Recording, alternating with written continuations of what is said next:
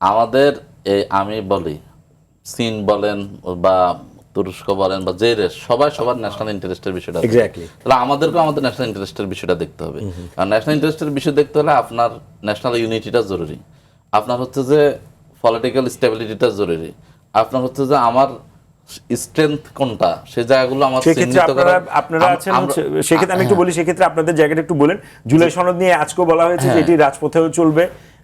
আমি ওই কথাটাই বলতেছিলাম, সরকারের সুযোগ ছিল, এই যে বিরোধী দল সরকারকে যেভাবে ভালো কাজগুলোতে সহযোগিতা করতেছিল এবং হচ্ছে যে ভুল ত্রুটি ধরিয়ে দিয়ে সরকারকে যে ভালো চলার ক্ষেত্রে সহযোগিতা করতেছিল, সরকার এটাকে নিতে পারতো। কিন্তু সরকার এই শুরুতেই জাতির সাথে যে প্রতারণা করছে এবং হচ্ছে যে বিশ্বাসঘাতকতা করতেছে, বিশ্বাস ভঙ্গ করতেছে, এই যে 69% মানুষের দেয়া ম্যান্ডেটকে তারা যেভাবে হচ্ছে নেগলেক্ট করে এটাকে আন্ডারমাইন করতেছে, জনগণকে যে আন্ডারমাইন করতেছে, জনগণের পাওয়ার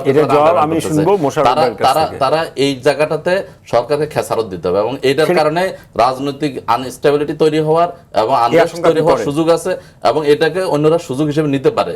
এবং আপনি দেখবেন একই ঘটনা 91 সালেও ঘটছে। 91 সালে তত্ত্বাবধায়ক ইস্যুতে একসাথে আন্দোলন করে আমরা ওনাদেরকে সাপোর্ট দিয়ে সরকার গঠন করার সুযোগ দিলাম, ওনারা সরকার গঠন করে আসে আর তত্ত্বাবধায়ক বুঝে না এবং পরবর্তী জামাতকে আমি বললো জামাতকে সংসদ থেকে পদত্যাগ করে রাজপথে যাইতে হলো এবং আওয়ামী লীগ সেখানে যোগ দিল। পরবর্তী ওনারা কিন্তু সেই তত্ত্বাবধায়ককে সংসদে পাশ করাইলেন আরেকটা নির্বাচন দিয়ে জাতির ক্ষতি করে, ওই জায়গায় গোলা পানি করে। অতএব এই জায়গায় যায় আমি নেগেটিভলি বলতে আমি মানে একেবারে খুব নেতিবাচক বলতে চাই না। ওনারা করেছে বিএনপির সাথে রাজনৈতিকভাবে মানে বিরোধ তৈরি করে একটা কাজ করেছে, ওনাদের নেতাদের ফাঁসির ব্যবস্থা করেছে। যদি আওয়ামী লীগ 1996 সালে ক্ষমতা না আসতো না, জীবনে জামাতের কোন এমপির ফাঁসি বাংলাদেশে আমরা তো চাইছি, কিন্তু আপনাদের ফাঁদে আপনারা না গোলাম আজম খালেদা জিয়ার কাছে গেছে যে ম্যাডাম এটা মেনে নেন, আপনি বলেন আমাদের কারণে তো সেই জায়গায় আমরা তো না, আমরা তো আপনাদের 17 বছর থাকেন না বিদেশে, আমরা বলতে দেন আমাদের সময় আমরা থাকেন না কারাগারে।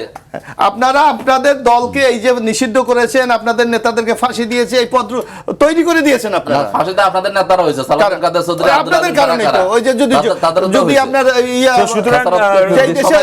জ্বর হইলে তো সেই জায়গায় আমাদের ভয়টা মানে খেসারতটা আপনারা যদি বাংলাদেশে কোনো বিপদ ঘটে সেটা জামাতের হকের সিদ্ধান্ত গণভোটের রাইট জুলাই সনদটাকে আপনাদের প্রত্যেককে সতর্ক থাকতে হবে। আপনাদেরকে